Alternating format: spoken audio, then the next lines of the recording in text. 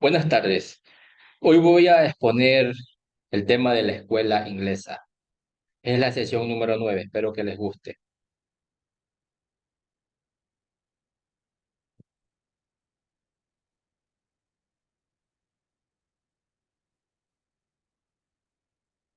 Bien,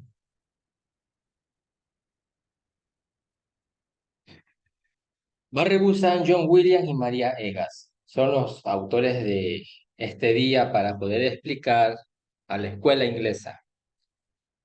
Partiendo por Barry Busan, ¿en qué elementos teóricos establece la lectura? Tenemos que la hipótesis de la inestabilidad es enmarcada como uno de los problemas centrales en la escuela inglesa, pero también es importante tomar a consideración las versiones vanguardistas y sincretistas, las cuales hace en la versión vanguardista hace hincapié de la centralidad de Europa en la historia de la expansión y proyecta una visión unidireccional en la transmisión cultural de Occidente al resto del mundo. Por su parte, la versión sincretista hace un relato en la interacción de las civilizaciones durante el proceso de la expansión y adopta una visión más fluida e interactiva de la transmisión cultural en general. Ambas versiones son de tipo ideal y ninguna representa una rama de pensamiento en la escuela inglesa. Por su parte, John Williams concibe al Estado, perdón, qué elementos teóricos establecen, eh, toma consideración la teoría eh, normativa y la teoría de la norma, las cuales dice que en su momento, tomando referencia a Barry Busan, el cual hace una separación de ambas teorías. La naturaleza de esta separación necesita un poco de elaboración antes de ver lo que significa para una respuesta teórica normativa, y esto se debe a que la dimensión normativa ha servido para cerrar la posibilidad de explorar ciertos constructos analíticos no inverosímiles como la sociedad mundial, que es pluralista por su inaceptabilidad normativa y la falta de claridad en los límites y categorías que caracterizan los debates normativos centrales. Esta separación refleja la comprensión de Busan de la teoría normativa como parte de una teoría política que es ciertamente influyente en la escuela inglesa. Los esquemas clásicos de etiquetado que se despliegan típicamente son los Hobbesianos, Grotian y los de Kant, de los cuales Busan desconfía con razón, dado su uso problemático, que se destacan como claros ejemplos de este legado. La teoría social estructural también es importante tomarla en consideración. Busan dice que puede decir tanto acerca de un sistema interestatal asocial, en el que dominan los valores guerreros, jerárquicos y de alguna manera excluyentes. La ley natural también es importante tomarla en consideración. Según William Bain, ha comenzado a desarrollar un relato de cómo el pensamiento de la ley natural influyó en la escuela inglesa y cómo es el legado de la ley natural.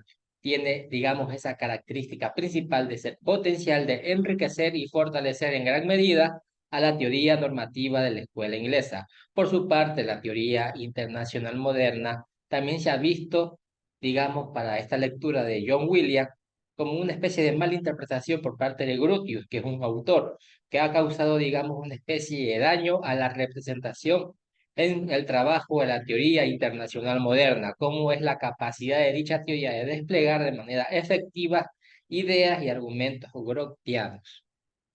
Por su parte, María Egas, sobre qué elementos teóricos establece la lectura, ella pone a consideración al sistema internacional como un concepto de sistema internacional que fue asociado en el realismo de las relaciones internacionales y como autores como Nicolás Maquiavelo, Thomas Hobbes, Carl y Hans Morgenthau, entre otros. Ahora, el realismo y la doctrina de las relaciones internacionales, Busan y Lidl, por más de 50 años, han ido desarrollando el concepto de sistema internacional, que se ha visto retrasado por la preeminencia del realismo de los Estados Unidos. Esta americanización en la disciplina de las relaciones internacionales implicó que se la considerara como una subdisciplina de la ciencia política y con eso que los ejes conductores de las principales teorías de las relaciones internacionales eh, fueran la anarquía, el positivismo metodológico y el abandono del historicismo. Por su parte, la teoría de la escuela inglesa, digamos el surgimiento de esta escuela inglesa, como un programa de investigación con una agenda propia, puede rastrearse hasta los trabajos post-1945 de académicos de prominente renombre de universidades del Reino Unido, tales como Charles Manning y Martin White. También hace referencia al realismo, racionalismo y revolucionismo. White desarrolló un enfoque en la materia de las relaciones internacionales basándose en estas tres tradiciones que se nombran aquí, que son parte de la escuela inglesa. Por su parte, el pluralismo y el solicismo proveen teorías de contexto útiles para entender cómo la sociedad internacional debe responder a preguntas normativas de la escuela inglesa, como la intervención humanitaria y el derecho internacional de los derechos humanos. Por su parte, la teoría de la sociedad internacional en la escuela inglesa es también conocida como la teoría de la sociedad internacional. Parte del supuesto de que la política internacional es un campo de experiencia humana, con sus propios problemas característicos y su propio lenguaje. Esto lo dice Jackson y Sorensen. Esta teoría también dice que estudia a los seres humanos y sus valores políticos, con base a un acercamiento histórico e institucional, del mismo modo una parte central de este estudio es su enfoque en las ideas que moldean la política mundial. ¿Cómo es concebido el Estado? Barre Busan, digamos, analiza el Estado de la manera que integra la sociedad internacional, la cual es anárquica. También es importante que ese Estado es único en la Europa medieval tardía. Eh, La construcción de una sociedad internacional con una cultura compartida son condiciones previas para la formación de una sociedad de estados. Por su parte, John Williams dice que la sociedad internacional, donde el dominio interestatal es de mayor importancia que el interhumano o el transnacional, una sociedad mundial solidarista es un requisito previo para la sociedad internacional. Los estados deben, por excelencia, ampliar la dimensión de la normativa, donde se debe implantar el orden sobre la justicia y los derechos del Estado sobre el de las personas. Eh, y María Egas dice que el Estado es concebido como anárquico que debe estar regido por un conjunto de normas. También dice que los estados son llamados unidades. En otras palabras, hace referencia a lo que una vez dijo Polanski sobre Walsh, que las unidades son las unidades preponderantes en el sistema, o sea, los estados. Y un sistema de estados o sistema internacional de forma cuando dos o más estados tienen contacto suficiente entre ellos. Está hablando en otras palabras de una especie de comunidad de naciones. Eso es para María Egas, de cómo es concebido el Estado. ¿Qué actores internacionales se analizan en estas lecturas? Por su parte, Busan analiza las colonias, las instituciones westfalianas y los actores de la sociedad internacional. Por su parte, John Williams, Sociedad de Estados Europeos, la sociedad de segundo orden, que está formada por las instituciones colectivas y otros cuerpos artificiales no de primer orden, formados por seres humanos individuales. Y María Egas hace referencia a las comunidades políticas y organismos internacionales, también hace referencia a los individuos y la Corte Penal Internacional. En este aspecto es importante, digamos, analizar a profundidad a María Egas, que es, digamos, una de las lecturas más completas, debido a que ella nos trae justamente la importancia del individuo y de la Corte Penal Internacional. Por ejemplo, hablando antes de estos dos últimos puntos, las comunidades políticas y los organismos internacionales, hacer como una especie de introducción, esta sociedad se considera como, hablando de las comunidades políticas, como un grupo de estados o bien un grupo de comunidades políticas independientes que no forman solamente un sistema, en el sentido de que cada estado es un factor en los cálculos del otro, sino que han establecido un diálogo y consentido reglas e instituciones comunes para conducir sus relaciones.